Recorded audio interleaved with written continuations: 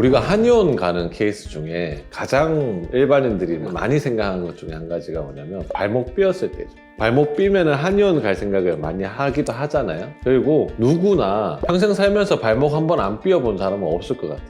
그만큼 사실은 발목을 많이 삔단 말이에요. 한의원에 가장 많이 가는 질환 중에 한 가지. 자, 그러면 발목은 왜 삘까요? 우리는 발목이 앞뒤로도 움직이지만 옆으로도 움직이거든요. 내반, 외반이라고 얘기하는데 관절을 감싸고 있는 인대에 염좌가 일어나는 경우는 관절의 가동성을 넘어서는 경우에 염좌가 일어난다. 다시 말하면 인대가 늘어난다라고 표현을 합니다. 자, 우리가 인대라고 하는 거는 뼈와 뼈 사이를 잇고 있는 콜라겐 성분의 단단한 구조를 가지고 있는 곳을 인대라고 하고요. 일단 어떤 관절이든 관절의 운동 범위가 많은 경우에 실질적으로 염좌가 많이 일어나는데 우리가 가만히 있지 않고 걷기만 해도 발목의 관절은 계속 사용하기 때문에 그 주변부에 있던 인대들은 염좌가 일어날 확률에 많이 노출이 돼 있게 되어 있습니다.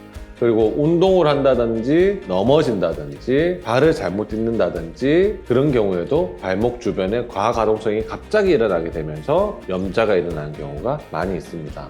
우리가 이런 경우가 있죠. 삐었던 발목만 다시 삐는 이런 경우가 있는데 발목이 왜 삐었던 발목만 다시 삐냐면 첫 번째는 이런 경우예요. 그 발목이 원활하게 다 낫지 않았기 때문에 자가진 방법이 있습니다. 양발을 똑바로 편안하게 놓은 상태에서 최대한 뒤로 제껴보는 거예요. 그러면 발목이 덜 가는 곳이 있어요. 다시 말하면 발목 관절이 굳어 있는 경우죠. 둘 다 이렇게 당겼을 때 한쪽은 여기까지 오는데 얘가 이렇게까지 밖에 안 온다면 여기에 발목의 가동성이 떨어져 있어요. 그러면 얘는 발목의 가동성이 원활한데 여기는 발목의 가동성이 적어졌을 때 똑같이 어느 정도 자극이 오면 여기는 삐게 되는 거예요. 발목의 가동성이 떨어져 있을 때 삐었던 부분이 다시 더 잘 삘 수 있다. 자, 그러면 발목의 가동성이 왜 줄어들어 있었느냐? 제대로 된 치료와 재활이 이루어지지 않았기 때문에 발목의 가동성은 줄어들었었고 똑같은 자극에서도 부드러웠던 발목에 비해서 발목의 가동성이 굳어 있었기 때문에 잘 삔다고 생각하시면 됩니다. 자, 그러면 발목의 가동성이 줄어드는 케이스는 어떤 케이스가 있냐면 발목 주변부에 있는 근육의 경직을 놓친 경우들이 굉장히 많이 있습니다. 대표적으로 전경골근과 비골근 쪽의 문제로 인해서 발목의 가동성을 엄청 제한시키는 경우들이 많이 있어요. 전경골근은 발목을 위쪽으로 들어주는 대표적인 근육이고 이 전경골근의 문제로 인해서 발목의 가동성이 굉장히 많이 떨어져 있는 경우들이 있어요.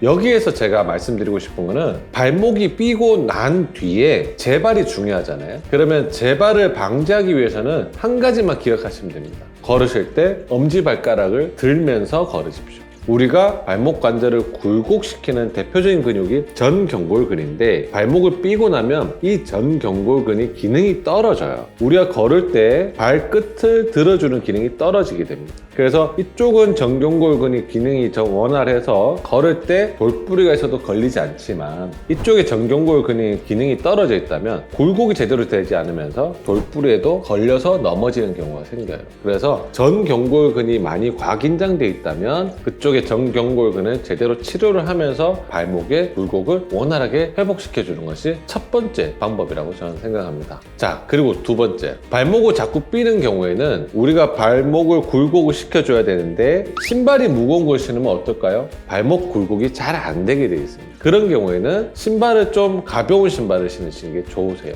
특히 이런 경우에는 산업 현장에 계시는 안전화 신으시는 분들, 패셔니스타들, 신발 너무 두꺼운 거, 무거운 거 신고 있으시면 잘 안 돼요. 네, 그런 것들은 좀 피하셔서 최대한 가벼운 신발을 신으시는 게 좋습니다.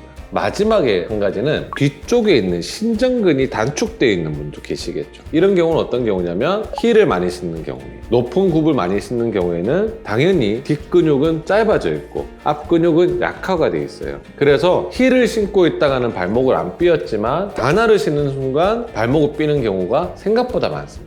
그래서 최대한 내가 발목 삐는 것을 예방하기 위해서는 단순 발목의 건강보다는 우리가 발목 주변을 감싸고 있는 근육들의 밸런스가 더 중요하다고 말씀드릴 수 있을 것 같습니다.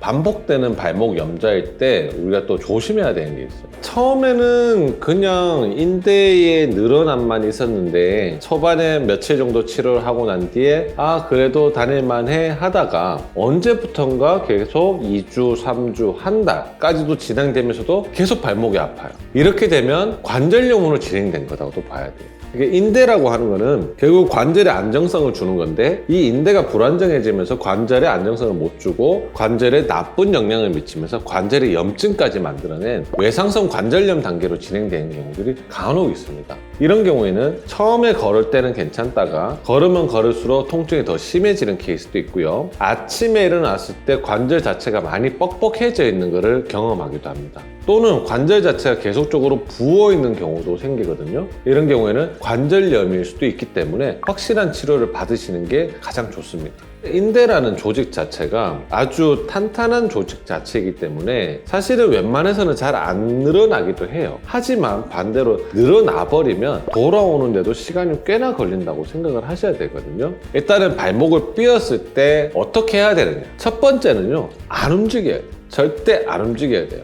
두 번째, 처음에 급성기 때는 발목이 붓게 됩니다. 그래서 많이 부어있거나 또한 열감이 날 때는 아이싱, 차갑게 해주는 냉각요법이 도움이 많이 됩니다. 그 다음에는 세 번째는 컴프레션, 압박해주는 게 도움이 많이 됩니다. 앞서에서 아이싱 하는 것과 같은 원리로서 너무 많이 붓는 것을 방지하는 효과가 되고요. 관절의 가동성을 안정시켜주는 효과가 됩니다. 그 다음에 엘리베이션, 발을 높이 올려놓는 거죠. 결국은 부종이라고 하는 것들이 생기면 관절에까지 영향이 미치게 되고 회복하는 데 시간이 많이 걸리기 때문에 앞서에 말씀드렸던 아이싱과 컴프레션과 엘리베이션은 일맥상통한 과정에서 더 붓는 것을 막아주는 걸로써 발을 심장보다 높은 곳에 올려놓는 것이 도움이 됩니다. 자, 그래서 정리하면 RICE라고 합니다. 레스트, 아이싱, 컴프레션, 엘리베이션. 요 네 가지를 꼭 기억하시는 게 도움이 되고요. 제가 또 말씀드릴 때는 보통 초기 급성기가 3일에서 5일 정도까지 초기 급성기라고 얘기를 드리거든요. 그러나 그 이후에 부종이 많이 심하지 않고 통증이 심하다면 저희는 핫팩을 하는 온열요법을 더 권하기도 합니다.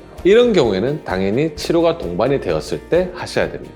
그 다음에 평소에 걸을 때 엄지발가락을 위로 들면서 걸으시면 발목 자체가 자연스럽게 굴곡이 일어나기 때문에 잘 삐지 않습니다. 가벼운 신발 신으시고요. 터벅걸음 걷지 마시고 엄지발가락 들으면서 걸으시는 것을 권해드립니다.